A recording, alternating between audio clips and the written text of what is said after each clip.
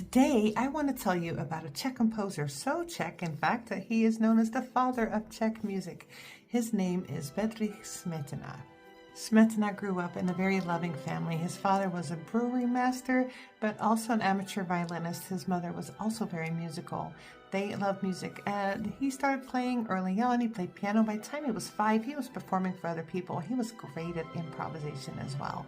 Now, despite the fact that his parents were very musical and very loving that they could share this with their son, they didn't really want him to go study music. They wanted him to have a more practical education, something that he could use to make money and make a living. And the music, they didn't really trust that was going to happen. So they kept sending him to regular school. Now, he wasn't doing very well in regular school because he was distracted.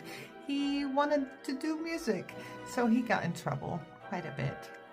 Besides being very gifted in music, he was also stubborn, and he decided to go push ahead with this music study instead. So he went to Prague and started studying. He had to give lessons, music lessons, so that he could afford this. And he even got to meet Liszt, his big hero. A lot of Smetana's early work is really, you can hear the influence of Liszt in there.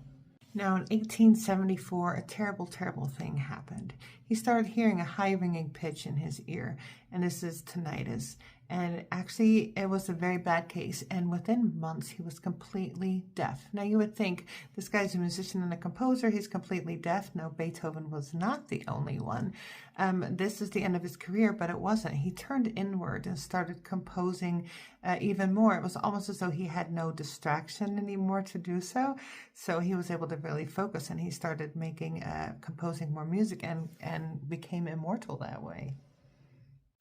The work he is most known for is Má vlast, and this means my country, and it is about his country, and you see the countryside, and you see the cities.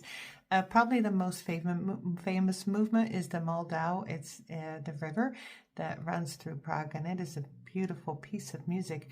But he wrote all of this while completely deaf. That's quite incredible. But that is not the only incredible thing. So not only is this guy writing Czech music, inspired by Czech, while deaf, he actually grew up in a German-speaking household. So he had to teach himself Czech as an adult and really learn about the Czech culture as an adult. Yes, he was in Czech, but the way the borders were back then, it was all a bit muddied.